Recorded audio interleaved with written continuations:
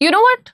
There's one single habit which is probably every day making you a bad communicator. And there's one habit that I'm going to talk about. I'm not going to talk about bad English. I'm not going to talk about lack of confidence, introversion. It is this one toxic habit which is literally, I mean, वो impression भी खराब करती है, personality खराब करती है और सामने वाले का दिमाग भी खराब कर देती है. बताऊं क्या है? Being defensive about everything. आजकल लोग सुनते कम है भैया, बचाव पक्ष में ज्यादा खड़े रहते हैं. किसी ने थोड़ा सा फीडबैक दिया, तुरंत मुंह बदल जाएगा, टोन बदल जाएगा, एटीट्यूड बदल जाएगा, दिमाग में तुरंत शुरू हो जाएगा कैसे मैं अपने आप को रक्षा कर लूं. एग्जाम्पल मैं आपको यहीं से दे देती हूँ. हमारी टीम में आलोक भाई हैं, बहुत डांट खा के सुधरे हैं. जैसे मैं कहती थी आलोक ये थंबनेल अच्छा नहीं लग रहा है, मैम वो मैंने कल परसों नरसों किया था तो तरसों हो गया.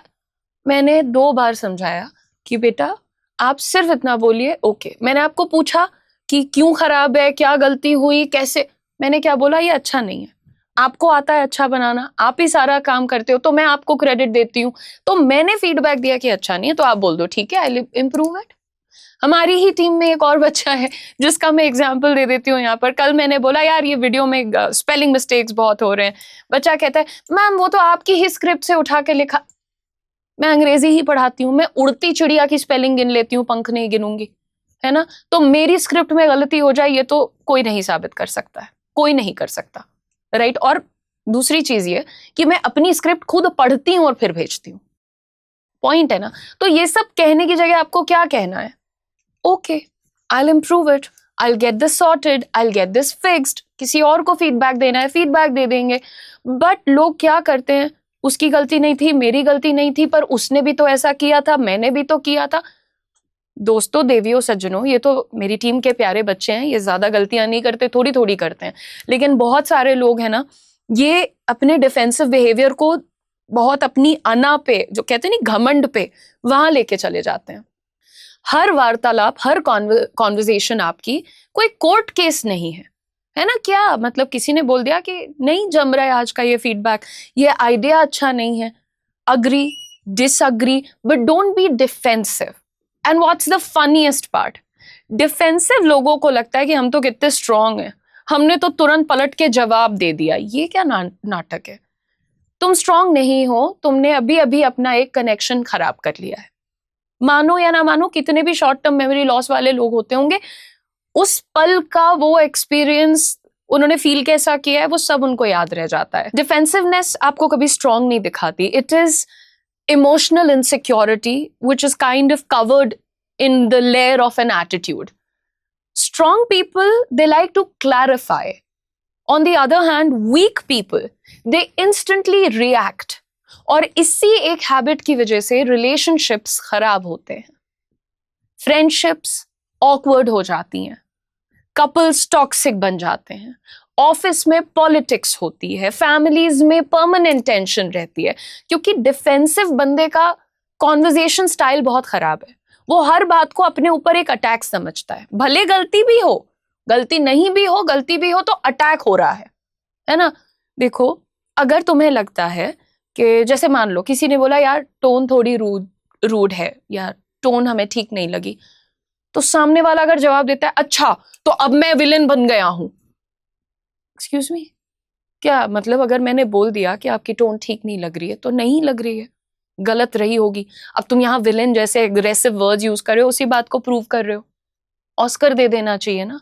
आजकल लोगों को अकाउंटेबिलिटी इंसल्ट लगने लगी है, जिम्मेदारी नहीं ली जाती है, कोई इंप्रूव नहीं होना चाहता है इस कॉन्टेक्स्ट में. एक्सप्लेन करना है, जस्टिफाई करना है, अपनी इमेज को किसी भी कीमत पे प्रोटेक्ट करना है. एंड ऑनेस्टली डिफेंसिव लोग कभी जेन्युइनली ग्रो नहीं कर पाते. आई एम टेलिंग यू, धीरे धीरे बहुत फ्रस्ट्रेटेड हो जाते हैं लाइफ में, क्योंकि ग्रोथ के लिए बेटा एक डेंजरस चीज चाहिए होती है. एंड दैट डेंजरस चीज is very simple, the ability to hear uncomfortable truths calmly. But हम लोगों के सिस्टम में, आई थिंक दुनिया भर में, मैं सिर्फ अपने देश में नहीं बोलूंगी, दुनिया भर में बचपन से कंडीशनिंग ही एक अलग तरीके से दी जा रही है, खासकर जो हम अपने आसपास देखते हैं. पेरेंट्स गलती को एक्सेप्ट नहीं करना चाहते, टीचर्स इंसल्ट करके करेक्ट करते हैं, अब अगर जैसे कोई ग्लास तुमसे टूट गया तो तुम तो बड़ी मार पड़ेगी तुम्हें, लेकिन मम्मा से टूट गया, हाँ तो क्या हो गया, दुनिया भर का सारा काम तो मैं करती हूँ, तो एक गलती हो गई तो क्या, डिफेंसिव हो गई ना मम्मा। मम्मा को बुरा नहीं बोल रही हूँ, मम्मा तो अच्छी होती हैं। टीचर्स की बात, जैसे मैं शुरुआती तौर में मैं भी घटिया टीचर ही थी, मैं मानूंगी, लेकिन जैसे क्या होता है कि होमवर्क नहीं किया मैम, कैसे क्यों नहीं किया, भूल गए, टीवी देखना भूले थे तुम, ये बेइज्जती कर दी बच्चे की। यार इतना ना अटैक मत करो सबको, समाज भी शेम कर रहा है, शर्म दिला रहा है, तो इंसान में क्या होता है, नेचुरली एक सर्वाइवल मैकेनिज्म डेवलप कर लिया उसने। गलती को मानो ही मत, झुठलाते रहो, डिफेंड करते हो, मैंने किया ही नहीं, मुझे पता ही नहीं, मैं तो हूं ही नहीं, ऐसा। और फिर वही वाली आदत हर रिलेशनशिप में कहीं ना कहीं घुस जाती है। आर्ग्यूमेंट छोटा सा होता है लेकिन ईगो बड़ा हो जाता है। कम्युनिकेशन का मेन पर्पस समझने की कोशिश करो यार, connection, peace, basically the ability to understand and be understood. Defensive people are always making conversations more like a competition. किसी को सही प्रूव करना है। अरे एक कॉन्वर्जेशन में दो लोगों के दो ओपिनियन हो सकते हैं, कोई दिक्कत नहीं, हम सही तुम गलत, तुम सही हम गलत नहीं चल रहा है हर वक्त। इसीलिए इमोशनली मैच्योर लोग बहुत रेयर होते हैं, क्योंकि मैच्योरिटी का मतलब is not about being perfect. Maturity का मतलब होता है without getting triggered, listening to feedback, listening to contradictory opinions, maybe listening to some criticism also. और सच बताऊं, अगर आप हर बात पे डिफेंसिव हो जाते हैं तो शायद दुनिया आपके अगेंस्ट नहीं है। प्लीज समझिएगा, आपके अगेंस्ट नहीं है, शायद आप इंटरनली खुद से थोड़े इनसिक्योर हो रहे हो। अरे यार कई बार हुआ है ऐसा, मेरे साथ भी हुआ है, बात किसी और की हो रही है, मैं उसको अपने ऊपर घुमा लूंगी कि नहीं नहीं वो तो उसके माध्यम से मुझे सुना रही थी। ऐसा नहीं करना चाहिए। आपको मालूम है आप 10 आउट ऑफ 10 है, क्या दिक्कत है। हर क्रिटिसिज्म, मान लो किसी ने बोल भी दिया कि उदिशा ये वाला अच्छा नहीं था वीडियो, हर क्रिटिसिज्म मेरी बेइज्जती नहीं है। जब मेरा काम ही वीडियो का है, एक बच्चे को अच्छा लगेगा, अगले को गंदा लगेगा, क्या हो गया। हर बार जब कोई मुझसे असहमत है तो इसका मतलब ये नहीं कि वो मेरे ऊपर आक्रमण कर रहा है, इट्स नॉट एन अटैक। और अगर कोई मुझे सुधार रहा है, कह रहा है कि ऐसा नहीं ऐसा बोलो, तो अगेन वो कोई इंसल्ट नहीं है। कभी कभी, या मुझे लगता है ज्यादातर करके, लोग आपको जेन्युइनली समझाना ही चाहते हैं कि नहीं ऐसा करेंगी तो अच्छा लगेगा, ज्यादा अच्छा लगेगा। बट अगर आप इन सब चीजों के बीच में अपने ईगो को बॉडीगार्ड बना के खड़ा कर देंगी तो कम्युनिकेशन कैसे होगा, फिर तो सिर्फ कॉन्फ्लिक्ट होगा। और लाइफ में सबसे पीसफुल लोग वही होते हैं जो बेसिकली आर्ग्यूमेंट्स में कंफर्टेबली हार जाते हैं। उनको जीतना नहीं, वो कहते हैं ठीक है मैंने अपनी बात रख दी, उसने अपनी बात रख दी, इट्स गुड टू गो। हर बात को वॉर जोन नहीं डिक्लेयर करना है, ठीक है ना। आई होप मेरी बात समझ आ रही है। ट्राई टू अंडरस्टैंड सामने वाला किस पर्सपेक्टिव से, where are they coming from, किस जगह से आ रहा है वो इंसान। कभी कभी ना मम्मा पापा कुछ डांटते हैं तो ऐसे भी देखा करो कि यार 40 साल 50 साल पहले उनकी दुनिया में वही चीजें होती थी, हमारी दुनिया बदल गई है, एवोल्यूशन हो गया है, डेवलपमेंट हो गया है ना। इट्स नॉट ऑलवेज लाइक मुझे समझते नहीं, मेरा परिवार मुझे प्यार नहीं, ऐसा नहीं करना चाहिए। तो हर बात में डिफेंसिव मत होइए। Try to be a little more calm. Try to be a little more reasonable. Don't make everything a competition. And if you enjoyed the video, then don't forget to like, share and subscribe. Thank you. हर इंसान जब आपसे मांगता है career के शुरुआत में ही experience, तो आप भी रह जाते हैं लॉस्ट। लेकिन हम लेकर के आए हैं कोटक महिंद्रा बैंक के साथ आपके लिए एक बहुत ही शानदार अपॉर्चुनिटी, जो कि एक फ्रेशर को हायर कर रहा है।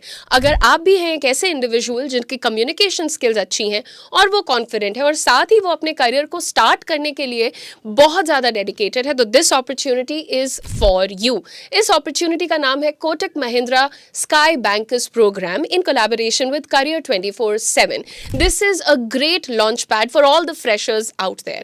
आप कहीं से भी हैं, आप इस प्रोग्राम के लिए अप्लाई कर सकते हैं। एलिजिबिलिटी सिर्फ इतनी है कि ग्रेजुएशन पूरा होना चाहिए और ग्रेजुएशन में मिनिमम 60% मार्क्स होने चाहिए। साथ ही साथ आपकी एज 25 ईयर्स से कम होनी चाहिए। इस प्रोग्राम को स्पेशली डिज़ाइन किया गया है उन यंगस्टर्स के लिए जो कि अपने करियर को बैंकिंग में बूस्ट करना चाहते हैं। यहाँ पर आपको मिलेगी स्ट्रक्चर्ड 45 डेज इयर्स ट्रेनिंग और उसके बाद गारंटीड जॉब। ये जॉब आपको करने के लिए मुंबई में जाना पड़ेगा, वहीं रहना पड़ेगा। तो मैं पहले ही क्लियर कर देना चाहती हूँ, अगर आप रेडी हैं to leave the comforts of your home town and move to a big city like Mumbai, then this is your opportunity. Starting salary है 3.5 lakhs per annum plus performance based incentives. और आपको बताते चलें कि इस प्रोग्राम की भी एक फीस है 50,000 रुपीज प्लस GST। लेकिन जैसे ही आप इस जॉब में 1 साल कंप्लीट करेंगे, आपको आपके 50,000 rupees in the form of a bonus लौटा दिए जाएंगे। सो मेक श्योर कि आप इस अपॉर्चुनिटी को जरूर चेकआउट करें अगर आप फाइनेंस, बैंकिंग और कस्टमर रिलेशनशिप्स रोल में करियर को बिल्ड करना चाहते हैं। अप्लाई करने के लिए नीचे दिए गए डिस्क्रिप्शन में हमारा रजिस्ट्रेशन लिंक है, उस पर क्लिक करें, फॉर्म को पूरा फिल करें। आगे का पूरा प्रोसेस हमारी टीम आपको जरूर समझाएगी।